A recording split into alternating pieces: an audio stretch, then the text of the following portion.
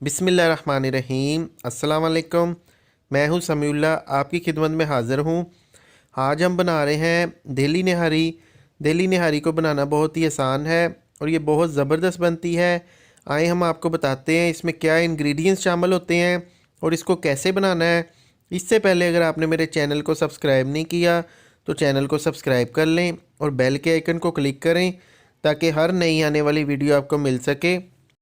बिस्मिल्लाह के नाम से रेसिपी का आगाज़ करते हैं। कुकर को हमने चूल्हे पे चढ़ा लिया है। 5 चम्मच इसमें ऑयल के डाले हैं।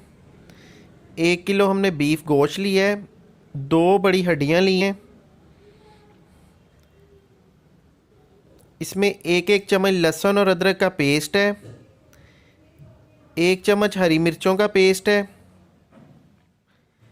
इन चीज़ों को इसमें मिक्स करके अच्छी तरह हिला लेंगे और तकरीबन 2 से 3 मिनट के लिए इसको भून लेंगे ताकि बीफ की स्मेल ख़त्म हो जाए।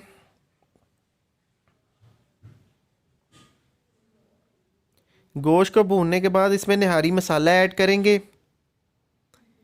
1 पैकेट मैंने निहारी मसाले का ऐड किया है। निहारी मैं बाज़ार का मसाला इसमें यूज़ कर रहा हूँ। इंशाल्लाह मैं नेक्स्ट टाइम आपको घर के मसाले से निहारी बनाने का तरीका बताऊँगा। इसको तकरीबन 5 मिनट के लिए भून लेंगे अच्छी तरह।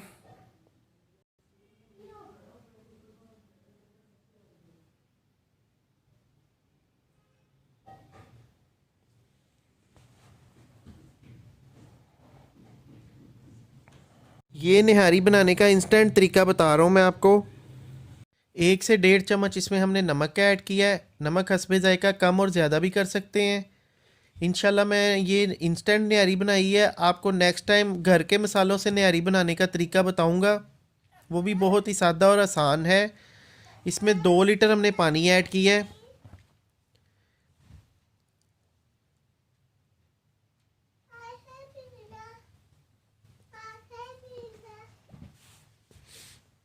दो लीटर पानी ऐड करने के बाद तकरीबन इसको 45 मिनट के लिए वेट कर देंगे। 1 कप हमने आटे का लिया है।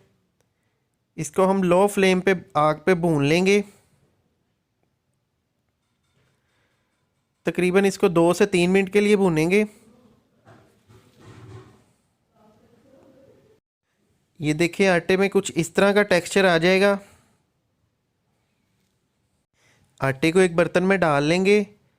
इसमें पानी ऐड करेंगे और इसका लिक्विड बना लेंगे।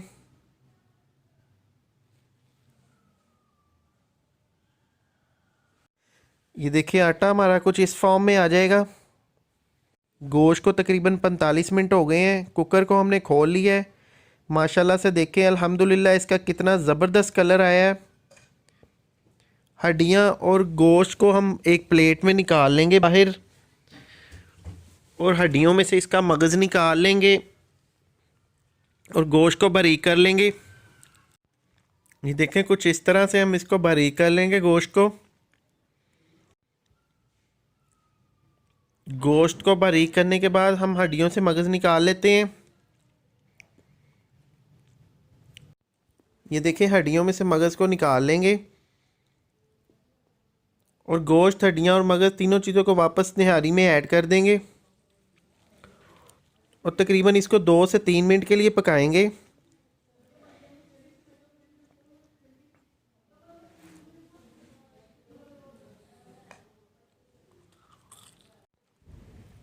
ये देखें इस तरह से इसको अच्छी तरह मिक्स कर लेंगे। बाकी का गोश्त बच गया था उसको भी इसमें शामिल कर देंगे।